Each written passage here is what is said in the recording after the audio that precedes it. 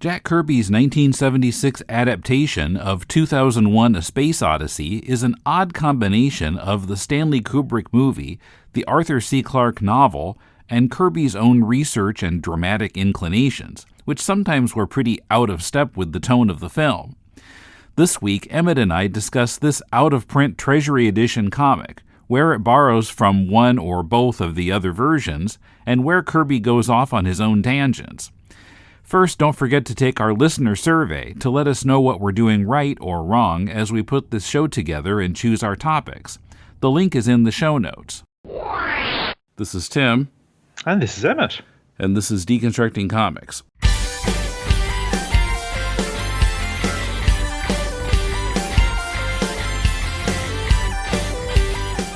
Welcome to Deconstructing Comics. This is Tim in Tokyo with Emmet in Country Victoria, Australia. Hello. Hey! All right, thanks, Tim. Okay.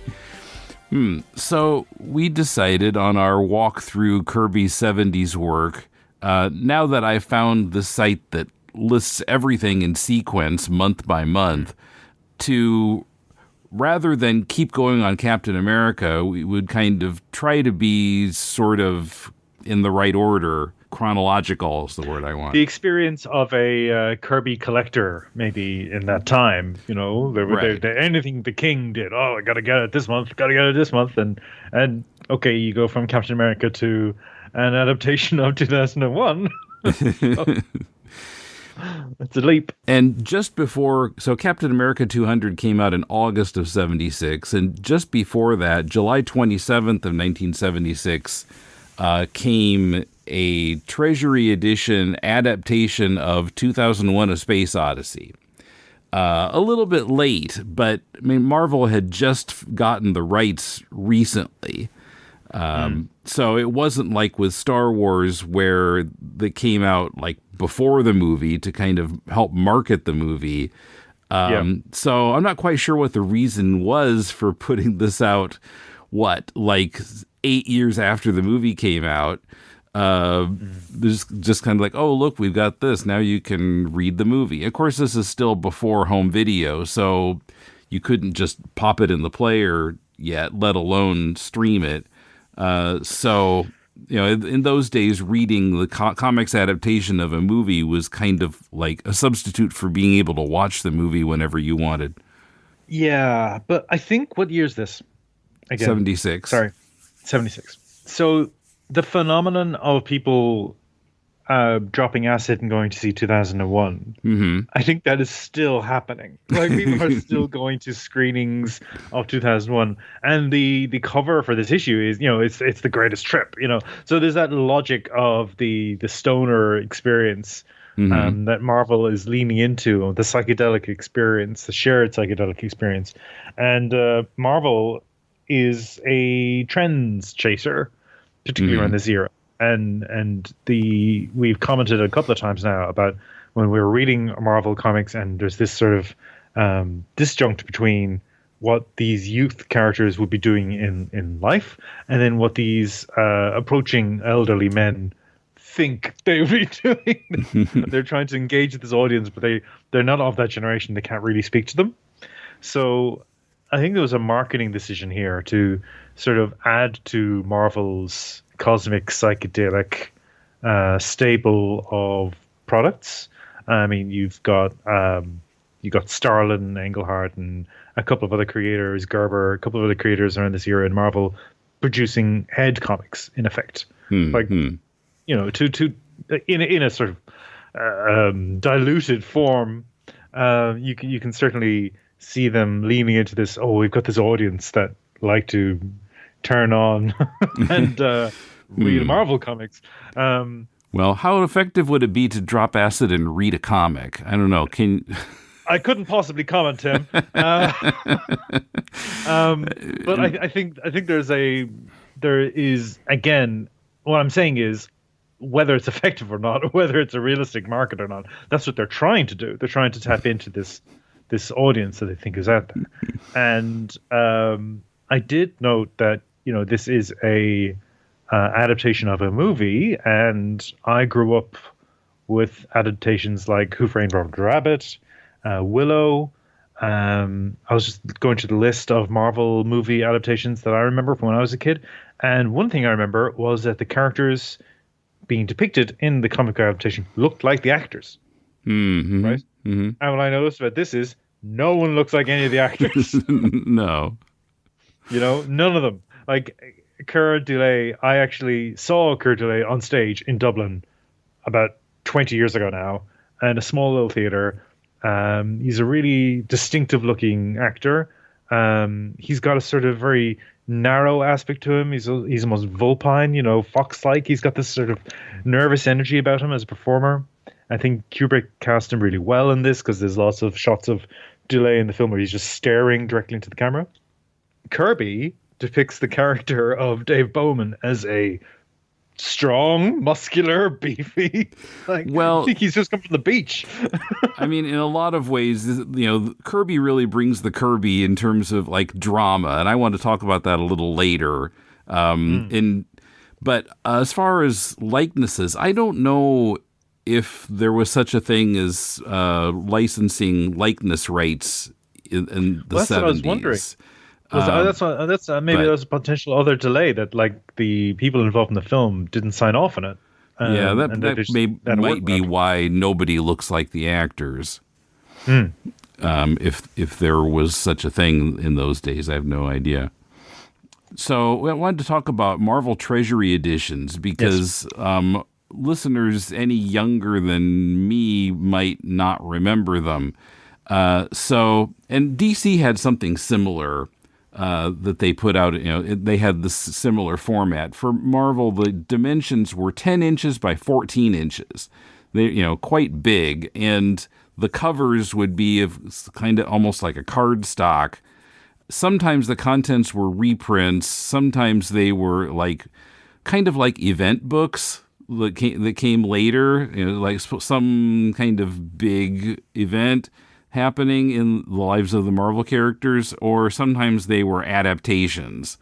I see the Star Wars comics that Marvel did were reprinted as Treasury editions, including Empire Strikes Back. So this was going on between 1974 and 1980. Let's see, 82. So if you include some of the adaptations, there was an Annie Treasury edition in 82 and a Smurfs Treasury in 1983. I had Annie on my list. I put Annie. I saw that one. The last one that contained a Marvel character was in 81. The second Superman Spider-Man team up. So they also did. They also did Close Encounters of the Third Kind, right? Which I'm like, what? Not the most visually. It's not the most dynamic in terms of comic book action adaptation. Unless we're going to have like I want a 12-panel page of Dreyfus making that mound of potato mash. What's it going to look like? Well, I mean, 2001, the movie is also it's not so dramatic in terms of action either. But with Kirby, that's his language, and so in that way, Kirby's kind of a mismatch for this project because he adds, and we'll get to it. I've got some examples in my notes. He brings this Kirby-esque drama to scenes that didn't have them in the movie or the novel. Yeah, I mean, I think just to sort of give a general statement, I think this is a lesser Kirby work in comparison to some of the things we've talked about. But at the same time, there is a degree of Kirby experimentation happening here. We see again his mixed media approach for some of the space scenes. Yeah, his collages. His collages. And we also see some of his visualizations departing somewhat from the film and in really interesting ways. So there are sort of interesting experiments here. There are interesting... Kirby versus Kubrick is a fascinating accident, car crash, because you've got this two different approaches to a kind of formulism that relate to their respective mediums. So Kubrick is the man who will stretch out a moment on the cinema screen Oh my and gosh, make you yes. feel make you feel something that you're left a bit stranded.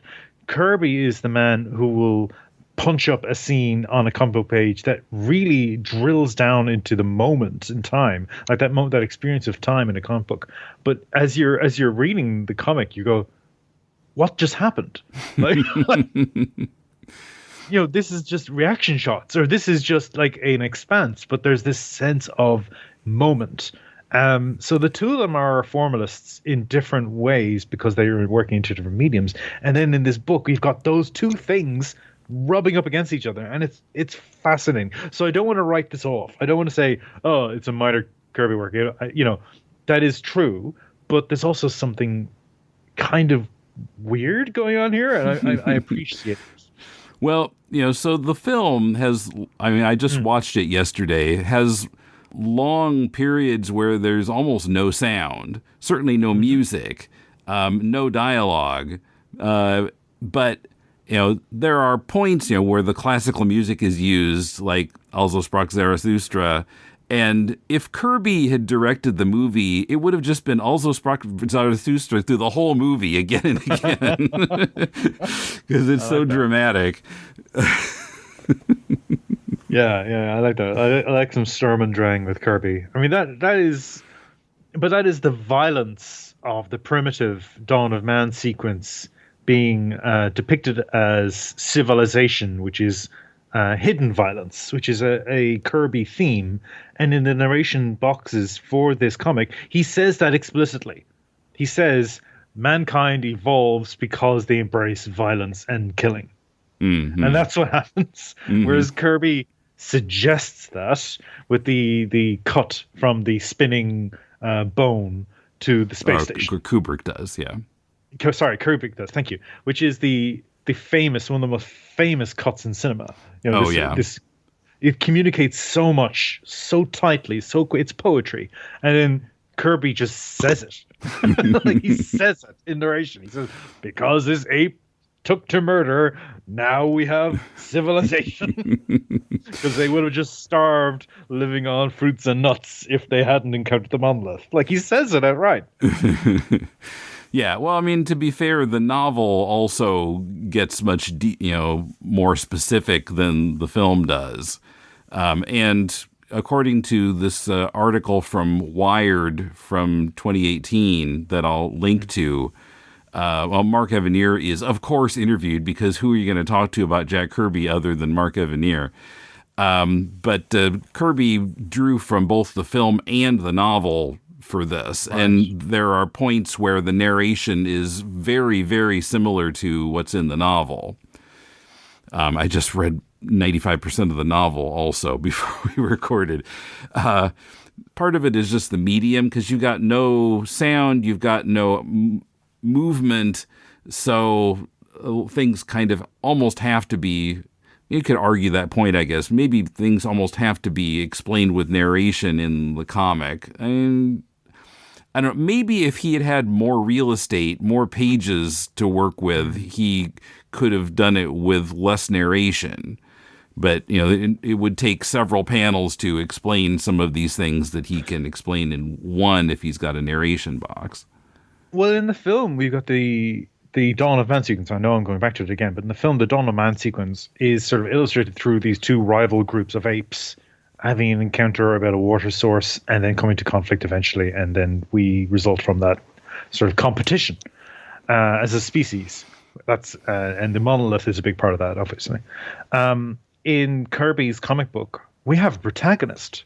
We have backstory. We have a sort of biography for this character. Moonwatcher. That's in the novel too. Right, interesting, because I don't like it. I don't like it. Okay, so that's from Clarke. So you mentioned, as you said, you watched the film and you mentioned you were reading the book. I haven't read the book for 30 years, I want to say. Well, I had not viewed or read 2001 in a little over 30 years also, by coincidence. I think it might have been 1990 that I did both of them and had not again until now. And what's interesting about the book and the comic book is that the film predates them both. So I Right. feel like Well, the novel is based on a short story which Kubrick and Clarke worked on together to expand upon. right. And so, yeah, according to Clarke's introduction to this Millennium edition of the book that I was reading, that they were kind of doing the novel and the screenplay kind of simultaneously. And it just so happened that the movie came out a few months before the book did. Yeah, he's very kind to himself. I don't remember much of the book, but I do remember some casual homophobia in Clarke's introduction to the book as well. I remember him casually sort of, I think we thought the robot on the moon was going to be queer or queer or something. Like that. Okay, thanks for that, Arthur. I don't know why. Right? Yeah, there is that. Yeah, I don't know why he did that. And there's some. Let's not get stuck on Arthur C. Clarke. There's a whole other conversation to be had about Arthur C. Clarke.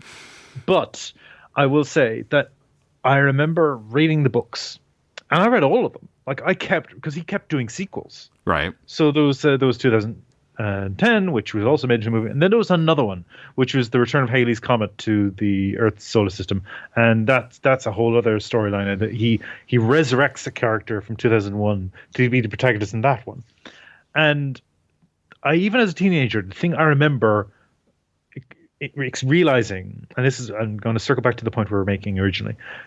What I remember noticing was, you're just adding more and more detail.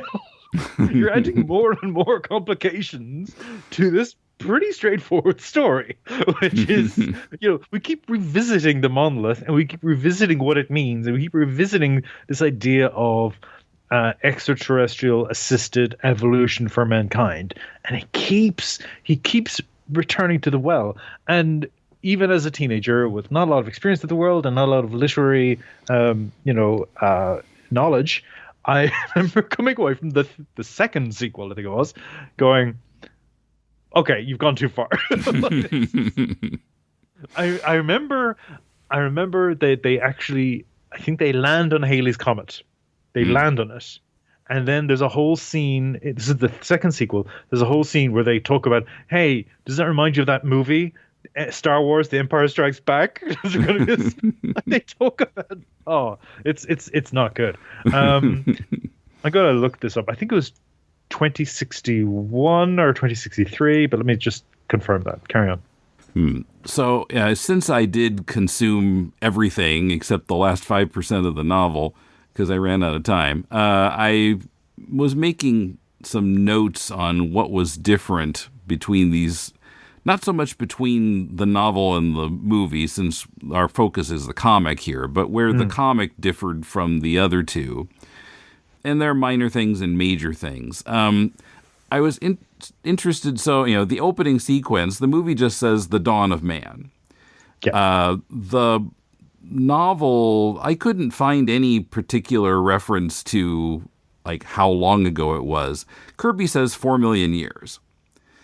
And I think that's a pretty accurate number from a little bit of Googling.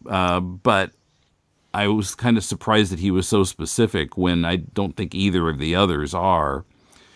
And he cites it in Africa as well. It's like Africa is the birth of man. He's like locating it directly there. Mm-hmm. Which I think we've now moved slightly north now. Like we're moving more towards the sort of Middle East region is apparently where we reckon the human species originated. But at the time there was this idea of it's Africa. That's the cradle of the human species. Slightly interesting is that the novel and the comic both have warthogs, where in the movie you got tapirs. Maybe it was just they didn't have any warthogs available. Maybe. Tapirs were easier to work with. I don't know. I mean, they don't seem to be violent, where warthogs, I'd be a little scared of them. So, of course, the famous scene of throwing the bone in the air when it becomes some kind of a spaceship. In the comic, it's a space shuttle, which looks pretty much like what we got, in the 80s and 90s. And I don't know if that design even existed yet at the time of the movie. So then maybe just because of the time that had passed, Kirby could draw on. The space shuttle was known by that time. It hadn't gone on any missions yet by 76, but they had done some trials with it, and it had been in the news. Okay, now, very Kirby-esque thing. So when Dr. Floyd gets to the moon and he's at this briefing, in the movie, all you see is that he's talking about like the cover up, the cover story that there's a pandemic, some kind of disease outbreak on the moon, when actually it's that they found the monolith. And he just says, sorry you had to do it this way, and then let's have the briefing, and then you don't see the briefing. The briefing is in the novel, talking about, telling people about the monolith, and there doesn't seem to be a lot of big reaction to it. But of course, in Kirby, you got all these shocked people. And it's almost like one of those rioting mob scenes we've seen again and again in his 70s work. And all those rocks and Zarathustra in the background, probably. There'd be like a leitmotif from it playing throughout the entire thing, which is kind of similar to what Kirby did with The Shining, which is when you watch The Shining, you realize the same piece of music's been playing this entire time, and it's just been getting gradually louder and louder and louder, and you go, oh my god.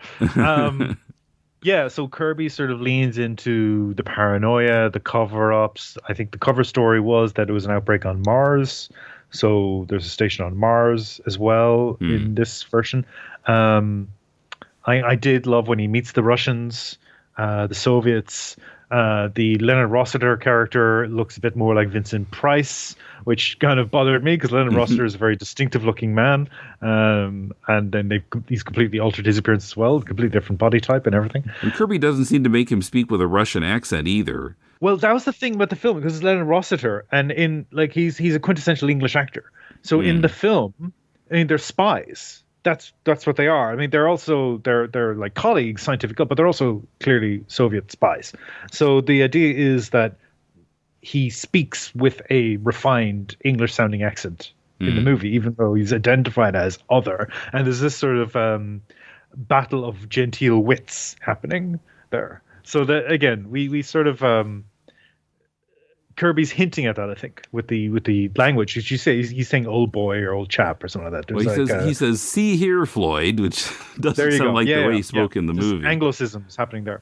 The Kirbyism that I loved was the sequence with the crew talking about Floyd on board the shuttle, and we have the stewardess walking back through the shuttle to Floyd, which is a very remarkable sequence in the movie because it's illustrating how zero gravity works.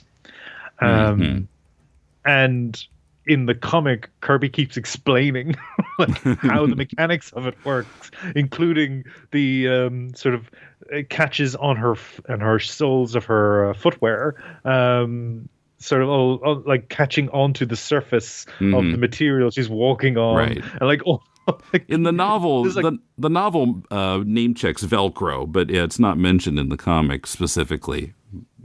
I think he sort of just keeps describing it, describing interaction, and I love it. I think it's just such an over detail that we don't need, and I find it odd that now we're realizing Kirby's not just adapting the film; he's adapting the film and the novel at the same time.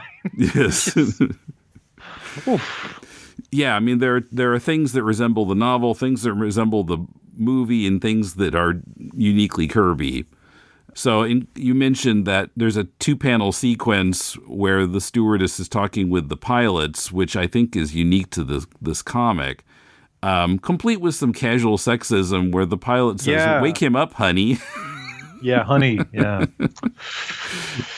I didn't need that. So I noticed a discrepancy. The book says the monolith was buried on the moon 3 million years ago, but Kirby says 4 million. I guess trying to line it up with its appearance on prehistoric Earth. I'm not sure why there's that discrepancy. He might be reacting to information that was being theorized at the time, so maybe the date had been moved back.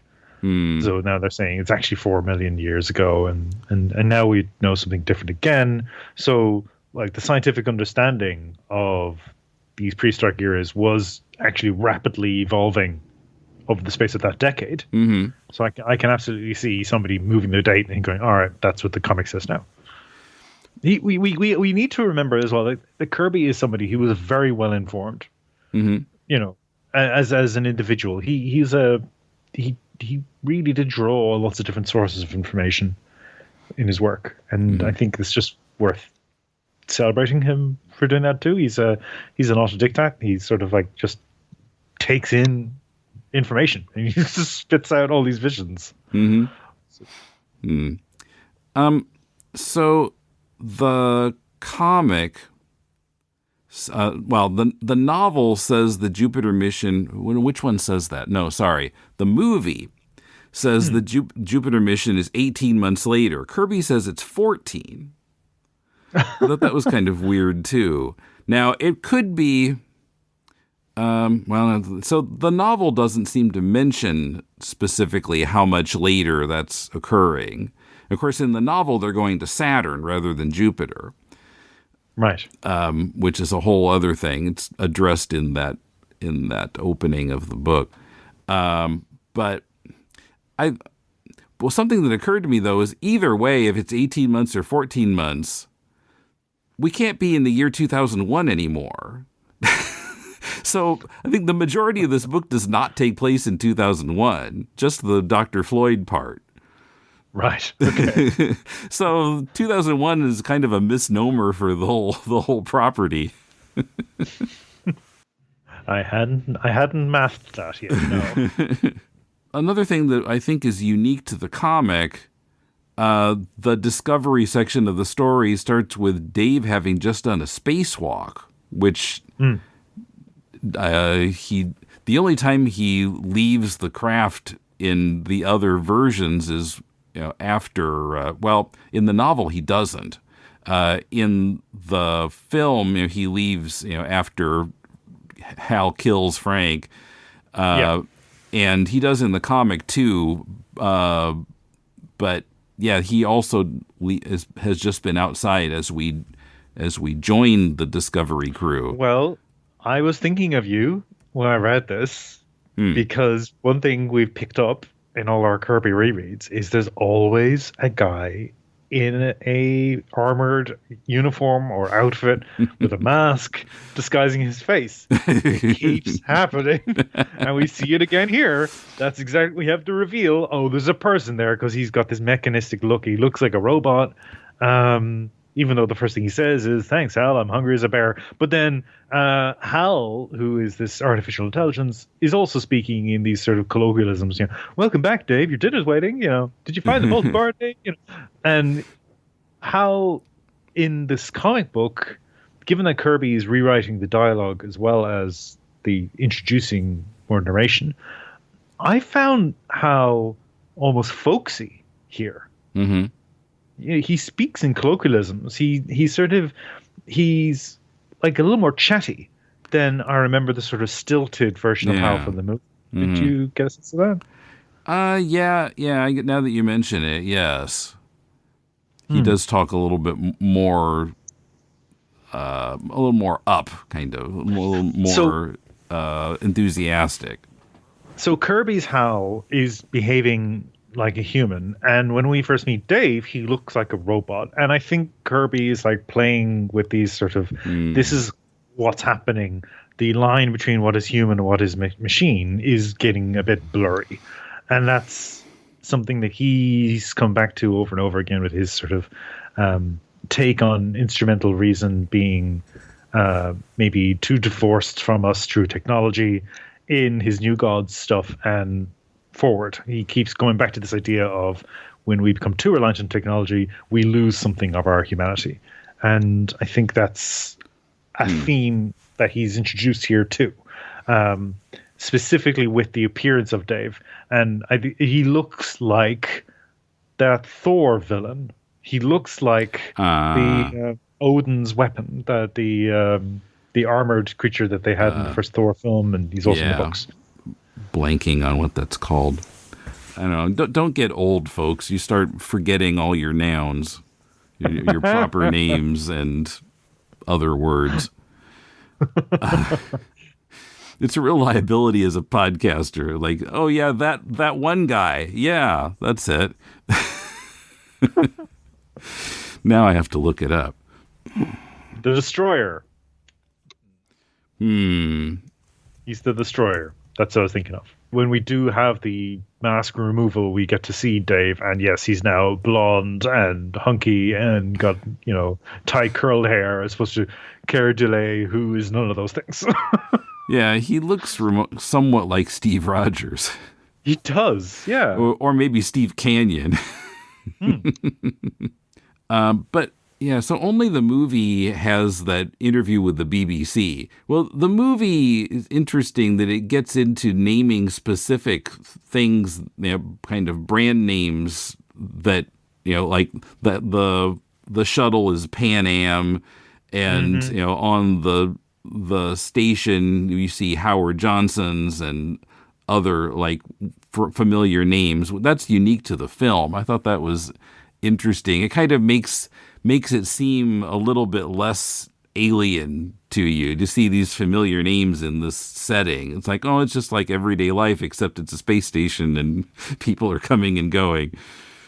I think famously Blade Runner did that too. And Blade Runner also, I think, had Pan Am, and then Pan Am failed around that time.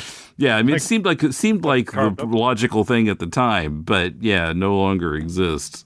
Atari, there's a couple of other companies I remember in Blade Runner that just no longer exist, really. Yeah. I think technically Atari exists, but obviously it's not the Leviathan it was in the early 80s. It's a shell. It's a trademark almost. Yeah. So a lot of what's in the BBC interview in the movie just is explained in narration boxes by Kirby. Yeah. So when Frank is talking, Frank has, let's say, contact with his parents on his birthday.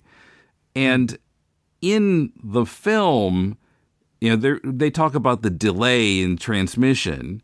And so it's just like a one-way thing where he's watching their message. But Kirby makes it a two-way call. Apparently, in Kirby's version, there's no delay. Yeah, interesting. And it's just a sort of casual moment as well. So, oh, you're looking fine, Frank, Right. Just having a chat. Now, this has nothing to do with anything, but just as someone who pays attention to language, in the film, his dad, in an American accent, says many happy returns of the day, which Americans have not said for decades, if ever. It makes me think of Winnie the Pooh, because that's where I know that expression from. Oh, wow. But yeah, I don't do modern people in Britain say many happy returns of the day? I've only ever heard many happy returns. Yeah, many happy returns of the day is a archaism, I think. Yeah, I mean, in 1968, I don't know. I felt like it might have been reflecting the fact that Clarke was British, and he might have written that line in the screenplay. Right, okay. And Kubrick was like an American Anglophile who basically set up in the UK and then never left. It's like, I don't like flying. Right, yeah, so neither one of them liked flying. So another kind of, I would say, result of the limitations Kirby had in terms of number of pages. So watching the film, I felt like it gave us more time to kind of get comfortable with Hal and to trust Hal. Where in the comic, because he has less time, it's like almost immediately Hal is looking suspicious. Something's up with Hal. He's fucking up. Like, why is he making mistakes? And so I thought the film made that a little more effective, because you kind of get comfortable with him, and then you're like, oh, wait a minute, what's he doing? And I think that's not Kirby's fault necessarily, but it's just kind of a consequence of having not enough pages, maybe. We spent all that time at Moonwatcher. Which, I guess, as you say, is from the novel. So he's stranded between these two stools of Arthur C. Clarke and Stanley Kubrick. I do find it gets increasingly contracted. Mm-hmm. And it's unfortunate because I feel like a lot of when you hear, okay, Jack Kirby's adapting a Kubrick film, the excitement is, how's Kirby going to do the visuals? Because that's the main draw of a Kirby film. Sorry, right. Kubrick film. The 2Ks are just tripping me up here. You've got these expansive shots and, minimalist, but still like overwhelming. There's usually some sort of austerity at work. And very time consuming in a lot of cases. Yes. Yes, I mean, you could long tracking shots. Some of those sequences, like the Stargate, with the number of pages Kirby had, he could have, and if he tried to do it accurately, like the whole comic would have been the Stargate sequence. Yeah, there's some French comics like Julier's stuff. There's some that is just that, like just these psychedelic, like repeated panels with like alternating colors and maybe some alternating effects, but it's just this dwelling on that moment in this very elaborate art. Yeah. And I could see Kirby doing something like that, but this is not that. This is more narrative based. It's not about those moments as much. It's more about breaking into these explanatory texts and these little moments of dialogue. And I got a bit lost in it, actually, because I was like, this is not what I remember from 2001, the film. My memory of 2001 is the Stargate. That's the bit we all remember. And the Dawn of Man sequence. And then there's these bits in between where you've got this conspiracy. And then we go to trippy sequence. That's the movie. And I find it interesting that so much of it is, let's have these sequences where we talk about Dave and Frank doing their tasks. Okay. Yeah. Cool. Another thing in the film was like Frank's first spacewalk. It just takes forever. It just goes on, and it moves so slowly. I was surprised when Kubrick cut it off after he replaced the part. I thought, we're going to see him floating back to the pod, right? But we don't get that part of it. But maybe just as well. Years ago, I was miserable. I was working this really awful job. I was working in a hotel, and I was at the reception desk, and I was just feeling very sorry for myself. And my phone went off, and I picked up my phone, and it was a friend of mine, Gareth, back in Dublin. I was overseas at the time, and he messaged me, and it was just this one text message, and I always remember it. It was like, I just watched 2001. I don't get it. It cheered me up so much. This is the thought of my friend across the water watching this movie, and I need to message Emmet about this. What is this? Right. Well, Clarke mentions that apparently, like an early showing, Rock Hudson stormed out saying, "Can somebody tell me what the hell this is about?" It's funny you mentioned Rock, because I think the body types of Frank and Dave, they look like Rock Hudson characters. They look like the sort of 50s matinee idol, 50s early 60s matinee idol type that Rock Hudson sort of exemplified.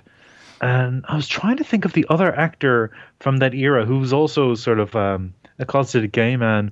I keep thinking Brad. Does that mean anything to you? Brad something? I think they made a documentary about him.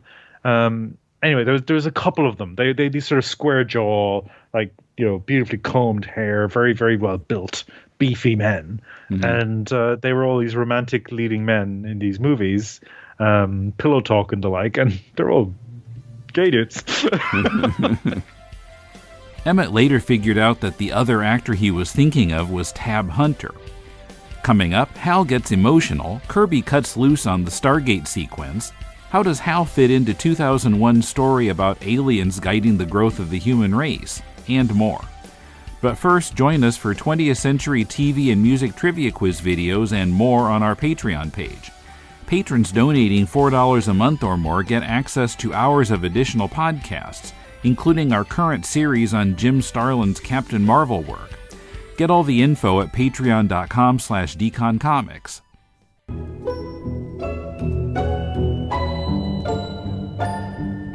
you like comics? The 1960s? How about middle-aged gay couples gossiping about their neighbors? Then you'll love Checkered Past. A loving examination of DC's Go-Go Check branded comic magazines published from February 1966 to August 1967. I'm Dr. Bob. And I'm Dr. Husband. And each week we'll be your hosts on a trippy tour through mid-century four-color madness. Checkered Past. Available wherever fine podcasts are downloaded for free.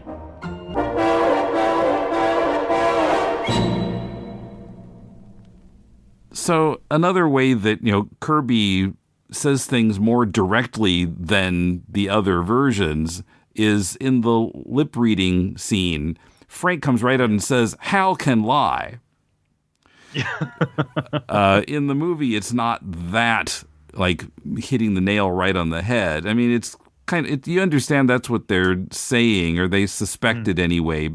Interestingly, the novel doesn't even have that scene.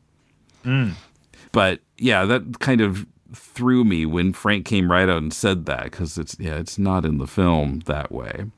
This is the weakness of this adaptation for me. It's when Kirby feels he has to draw a line under things and explain exactly what's happening. And the same with Frank's death, where this is the only version that actually shows us the pod grabbing Frank and killing him. In both the novel and the movie, it's you don't actually see that. It's left a little vague. Well, that's the sequel I mentioned to you, which is 2061. Where they go to Halley's Comet. I think it's that one. God, there might be another one. Maybe it's 3001. God, he just kept doing these spin-offs. Anyway, in one of the sequels, Frank is resurrected. That's what I remember. Frank actually gets brought back to life, and I think he's a cyborg or something. Okay. And that's where I think I was out. I was like, all right, no. I'm done. I can't read this anymore. This is June all over again. I'm not doing this. I'm not doing this myself. Okay, so there's 2001, 2010, 2061, and 3001. Yeah, it might be that one. 2061 is the one with Halley's Comet. That's the one with Halley's Comet. I remember that. Okay, that's Odyssey 3 from 1987. Yeah. They have the conversation with Star Wars. And then there was 3001. Yeah, God. Anyway. So Kirby copies the book in the idea that Frank's body just drifts away and Dave doesn't recover it as he does in the film. In the book, Dave doesn't leave the pod there or doesn't leave the ship there at all. What happens unique to the book is that Hal opens the airlock and everything, like all the oxygen gets sucked out and Dave has to recover from that. Now, comparing the movie and the comic, so, there's a point where Dave has to sort of jump through space from the pod to the ship through the airlock, the emergency airlock. And the difference there is that in the film, he doesn't have a helmet, and that's the big risky point, where for some reason he has his helmet on in the comic. Right.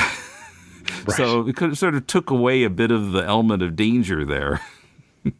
And I don't know if that was just an accident, that Kirby didn't realize it, or just forgot that he shouldn't draw the helmet in that scene, but I don't know. Again, maybe somebody had a word, because if anyone has watched the movie Event Horizon, the experience of somebody flying into space without a helmet is not good. It is an unpleasant experience for the person and for the cinematic viewer. Oh, I don't need to see that. But we do get the... again, we talked about the collage effect, but I just wanted to draw attention to it. The page where we have Frank being pulled into Jupiter's gravity is, it's an incredible piece. It's a beautiful piece, but again, it's a 3-panel page, and I would love it just to be a splash page. Just that. It's such a beautiful piece with less narration boxes.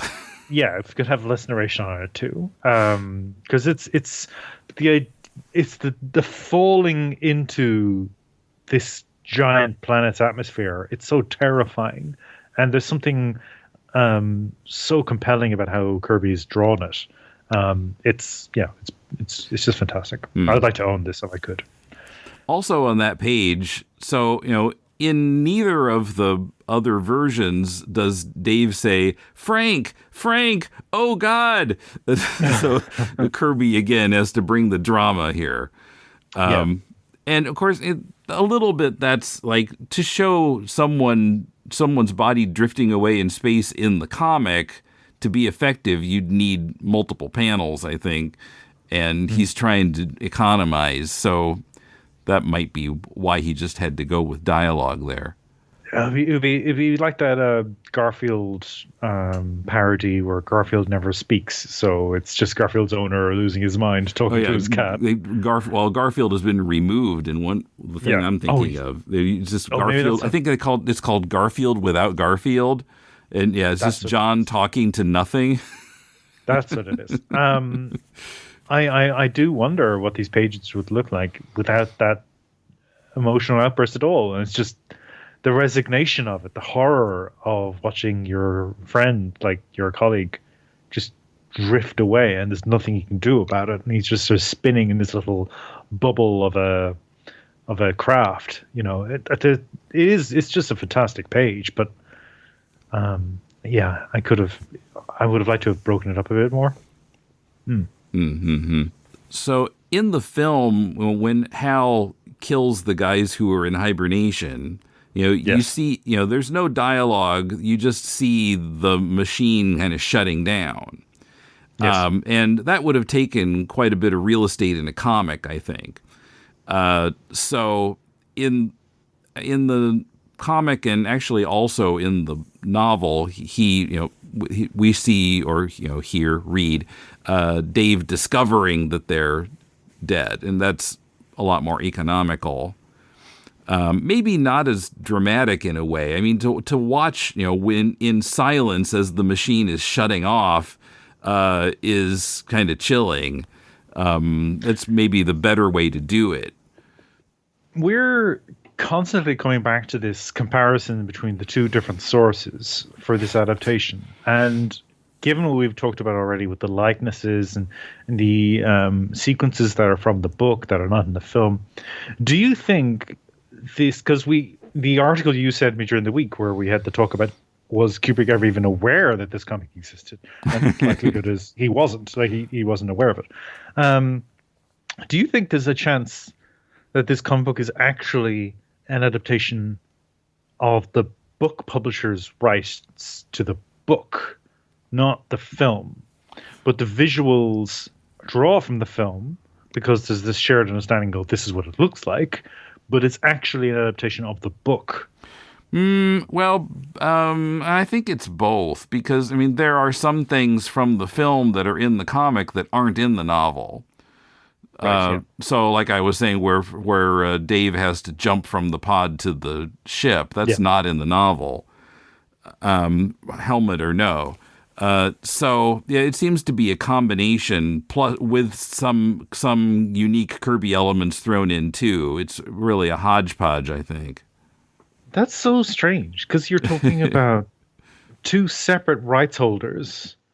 One of my favorite shows from the early 2000s was a show called Ed, which I can't get on DVD because the music rights are like multifarious, all these different people, and that's why you can't get Ed on DVD. And that's the reason why you couldn't get Freaks and Geeks on DVD for years, was because they used actual music from the time.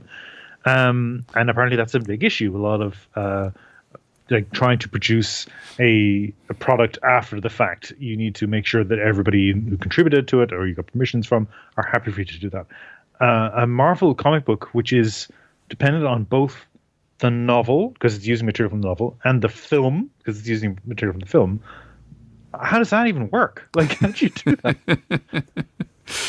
It's just it's weird, but I don't know, maybe Kirby was thinking, like, because of the nature of the film with not much narration or no narration and not as much dialogue, that he needed he wanted to adapt some of the narration, which he did, as how to explain what was going on rather than start from scratch. Because the word on the street about this is that the reason why we don't have a printed version of 2001 readily available in a modern edition is because of the rights. Right. This comic is not in print. But it's been perceived that it's not in print because of the movie rights. And I'm wondering, is it... No, it's because you got multiple different sources of rights you need to negotiate.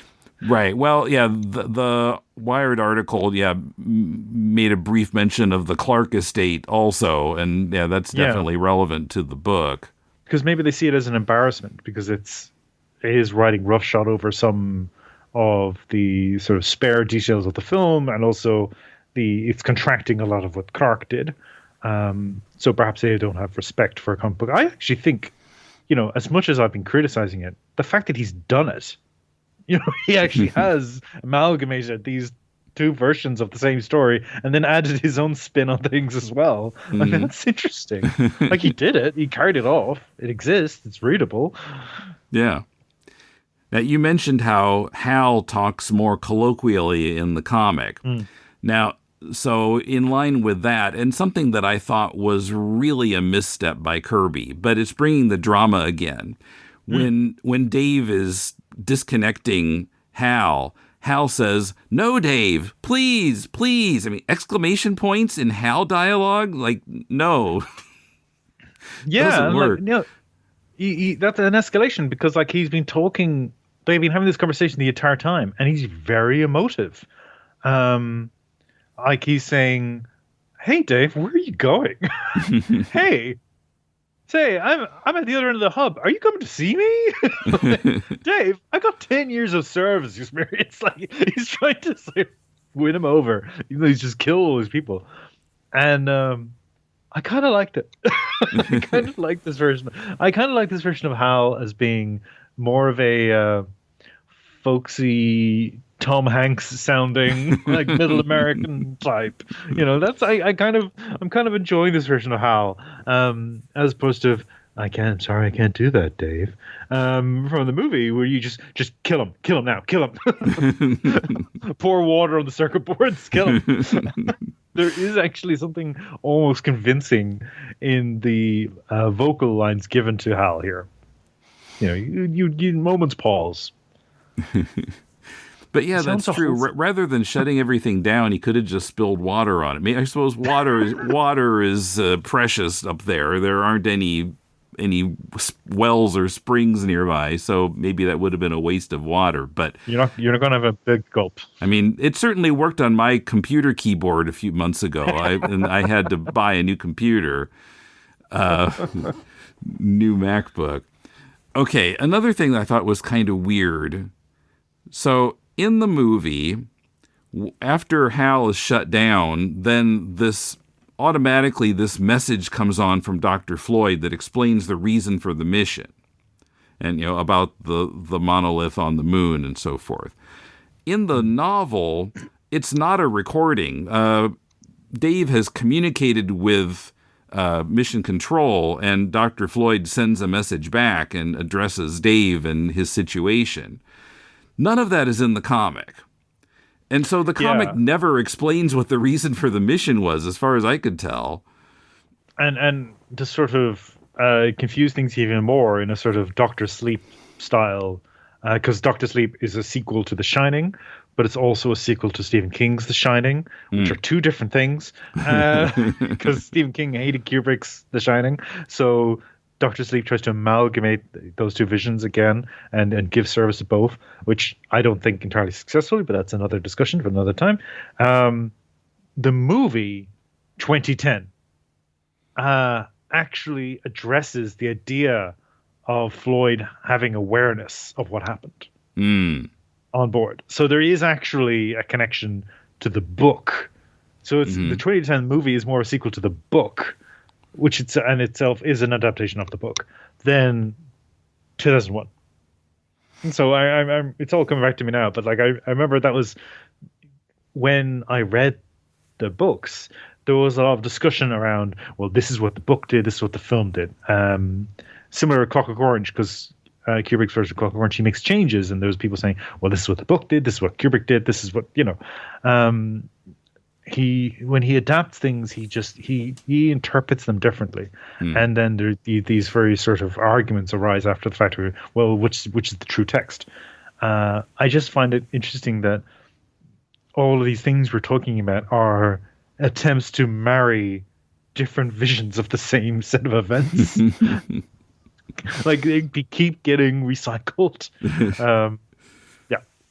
So, of course, I think the Stargate sequence kind of gives Kirby the best chance he has to really let his imagination go in this project, where Evanier mentions in the Wired article that Kirby had to keep telling himself, this is somebody else's vision, it's not mine.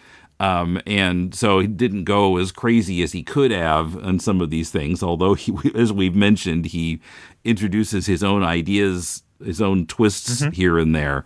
But yeah, the Stargate sequence is really uniquely Kirby's version of things. It doesn't look like either the novel or the movie. But yeah, his approach to the monolith in orbit around Jupiter,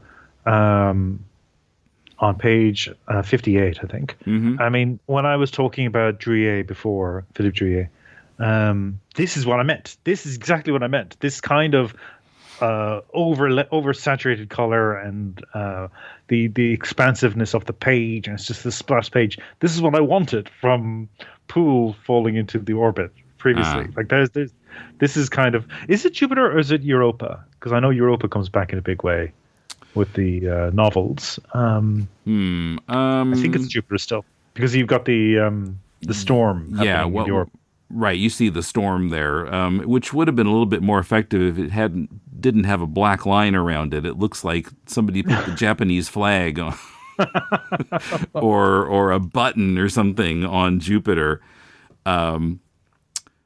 Yeah, well, as I mentioned in the novel, it's Saturn, and it's a moon of Saturn that I don't quite remember the name of now. But that's a whole other thing. Now, in the movie, I don't recall seeing the monolith there floating in space like this. There's something like this in the novel, but it seemed like in the movie he left the ship in the pod and then he was in the Stargate, and the psychedelic stuff took over. All right, take your drugs now. Now. Japetus, is that the movie? Japetus, yes. Yeah. Right. Yeah. You should be coming up now. You wondered why all that time was spent on Frank floating outside? Well, now you know. Timing it out. But yeah, I think the movie is surprisingly, because we're going into the vision now. We're going to the vision sequence, so the scientific realism drops away. Yeah, it's less mechanistic now. We're going to the sort of spiritual space. I find it funny because Kirby has these sequences here where he's mimicking the shots from the film to some extent, but there's a tactility to the art that I think was less present in the film. And I'm talking in particular about the evolution sequence as well. There's a sense of materials that the film didn't have. Also, Kirby dots. Yay! I'm looking at 62 and 63, where it seems to be some kind of a rock structure with some kind of steam coming out of the top and Kirby dots. Isn't that the rear of the shuttle itself? The actual I don't think propulsion. So because we saw it when we first arrived there, we saw it and it looked almost like a Star Wars battle cruiser. I remember. Well, I think this page looks more kind of volcanic. I don't think it's supposed to be the back of the ship. I wondered if he's descending into the atmosphere and it's basically collapsing, like it's being eroded, and it's volcanic in that it's basically being melted in the Jupiterian atmosphere. I don't know. What's he actually say? I mean, the narration says Dave Bowman sits rigid and transfixed by the awesome wonders that pass in succession. What the alien display is doing to the very core of his being is an unanswerable question. So, yeah, I think it's supposed to be something in the Stargate. And then the next spread is... What is it? It's like he's going over... You seem to see some sort of a planet below him that's all blue and black, and then like lightning and rock above it, I guess. Your guess is as good as mine. And then we get a single page of more kind of flames and gas and Kirby dots and Dave's face in his helmet. And then we get to the hotel room. Yeah, so this is what I didn't like. This is actually a complaint I have. So this whole sequence, the sequence of the Star Child's emergence, I never understood it to be time skipping forward. I always understood it to be we're intersecting with the time spent at different points. We're witnessing Dave realize that time it's possible to transcend time. And he actually did spend all that time there, and he aged and he died, and then he became something else, or his physical form died. But he didn't spend moments there. He was just conscious of that time having been spent. And he managed to actually transcend it, and so he actually got to witness all these things almost exterior to himself, because he keeps seeing himself. He keeps seeing versions of himself, and Kirby has him say, this is moments later. He sees he's aged in a matter of minutes. He accepts what he sees without qualm or question, whereas I thought that was sort of his consciousness looping back to the experience of time and witnessing these events, but from a sort of higher perspective, because he's becoming a Star Child. So yeah, I just felt that was a misreading here. Or maybe although I'm glancing at the part of the novel that I ran out of time to read, and it looks like it doesn't really mention him aging. It's just like he eats and he goes to bed and he doesn't wake up. So yeah, maybe Kirby's reading is in line with the book anyway. But yeah, I mean, the movie, I wasn't quite sure how to interpret it, because you see him looking at himself. Yes. Yeah. So he's sort of aware of himself in these moments. He's aware of what he's becoming in these moments as each point he's further along. In the transformation. If Alan Moore was writing this, there's your one for episode, folks. Okay. If Alan Moore was writing this, there would be some aside on time as a construct. we exist within time and we experience time linearly, but time itself is not linear. There would be some sort of little monologue about that at this very point. And the kid on acid in the back of the cinema is going, "Oh my god, time is a construct.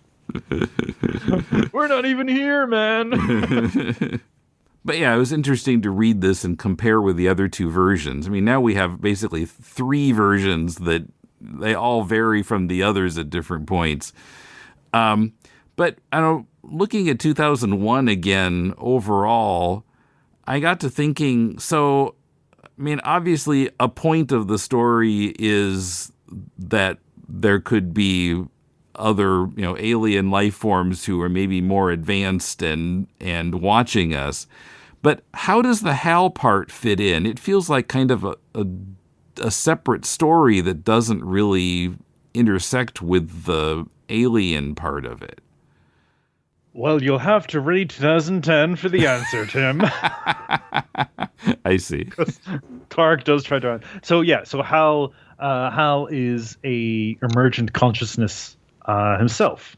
Mm-hmm. So Hal actually has a conflict between what his orders are, the mission, and then his responsibilities to the crew. And this creates this sort of, like in the comic book, Dave shouts at him, "Oh, you're being neurotic."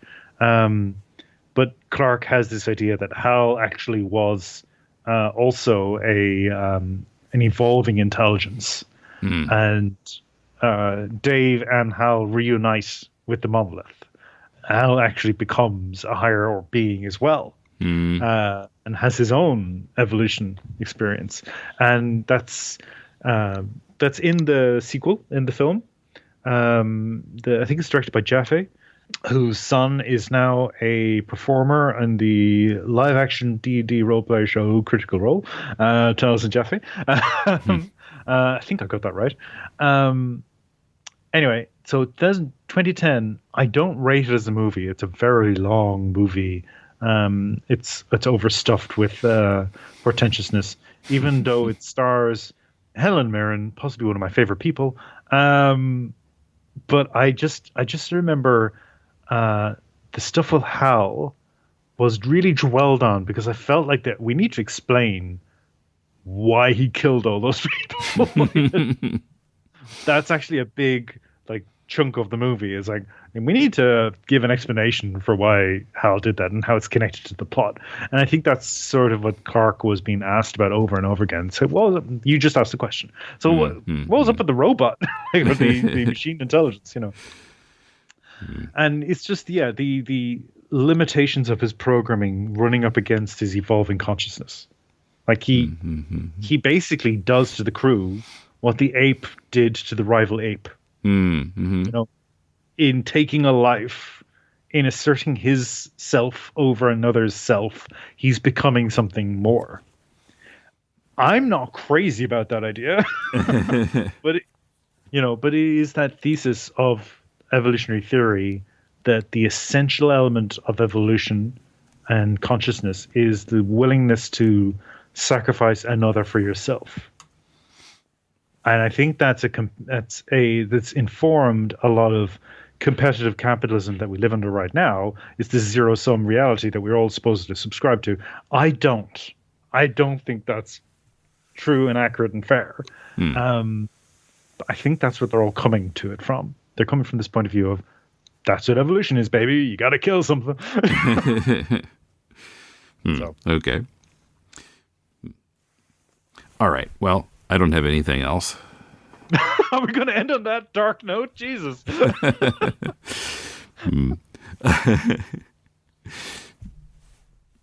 you have anything else? I like this comic. It was good. I wish they could sort out the rights. Yeah, it would be nice if it could be published again. I don't think that the ensuing 2001 series is in print either. I couldn't find it. Oh, really? Oh, wow. Okay. They're not good. They're on archive.org, among other places. So, I mean, we have access to it, but... Oh, sorry, you meant the Kirby books. Sorry. The Kirby 2001 10-issue series. I was beating my drum for how much I don't like the Arthur C. Clarke sequels again. That's what I was referring to. I guess I would like to throw in that when I was trying to talk about the tactility of Kirby's art, what I'm referring to is page 71, where you have the sort of death shroud over Dave becoming like a womb, and then that turns him into the Star Child. And that feels like a Kirby interpretation that I didn't expect it. That was this idea of the bed is actually a metaphor for the cocoon that's about to envelop him and then transform him into something else. That felt like it was something I had never thought of before or picked up. There was just this, again, because Kubrick just introduces these contrasting juxtapositions, and you go, got it. I know what you mean. So you have you have Dave die, and then you have this evolution of the Star Child, and you go, sure. Why not? Because you've established that time is jumping forward. Okay, that's what happened there. Whereas Kirby had to actually explain it visually somehow. And this is what he came up with. And they I guess they already knew that there was going to be a series, because at the bottom of the last page it says 2001 will soon be coming your way as a star-spanning series from Marvel. Watch for it. What a strange idea. Why would you do that? Why would you do that? Yeah, I mean, I'm at a loss to figure out what's going to be in it. I mean, I know that it ends up introducing Machine Man, but the Wired article mentions that in the beginning, because of questions about the rights, Marvel said, don't create any recurring characters. So that, talk about handcuffing somebody. So it has to be an anthology series. Yeah. Yeah. I mean, it would be interesting as a challenge for a creator to come at this and then do these little vignettes about what is the impact on ordinary people when news reaches them that there's an alien entity in space and it has been seen. They don't know about the evolution. They don't know about Dave. They don't know about Hal. They don't know any of that because that would all be classified information. But there is something in space and it's hovering around one of our planets in the solar system. What'll that do to you? There's maybe an interesting story there. But Jesus, I don't know where you'd go from there. I'll throw in another mention of Stephen King, like Stephen King's The Stand. I don't like Stephen King as a writer. I know a lot of people do. They feel very close to him. They have a lot of special association with Stephen King. I personally he just leaves me cold. But one thing he did that I've always loved is in The Stand, you have the main plot, and then there are these chapters where in a world where this superbug has killed most of the population of America, you have these little vignettes where a person falls down a well. They can't get out. And there's no one around to hear them because everyone else is dead. And that's it. That's the chapter. Or somebody gets a nasty scrape, and then they get it gets infected and they die because there's no one around to help them. They can't get antibiotics. They can't, Loved that stuff. That was incredible. Like really, really spare, horrifying, just really exciting little short stories.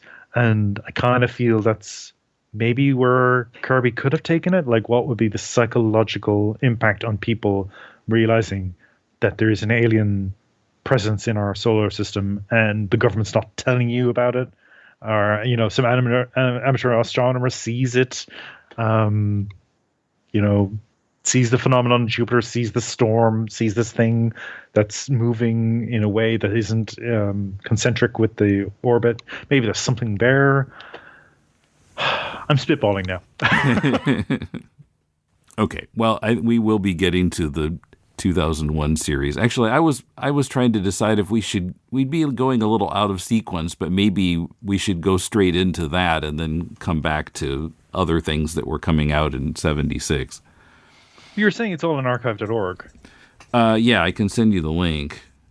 Great. Maybe that's I'm morbidly curious. As you say, it's a footnote in the storied history of Machine Man, like Aaron Stack Machine Man, who will later be turned by Warren Ellis into a meme.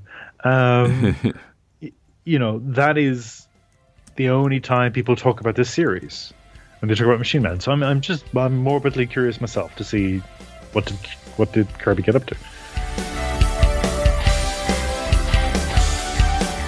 Jack Kirby's adaptation of 2001: A Space Odyssey is long since out of print, but online you can find used copies for sale and unsanctioned digital versions of it. Emmet has recently had an essay included in the book Waxing and Waning, Essays on Moon Knight, published by Sequart. If you're enjoying this podcast, support us on Patreon at patreon.com/deconcomics, and go to deconstructingcomics.com to connect to us on X Twitter, Facebook, or YouTube.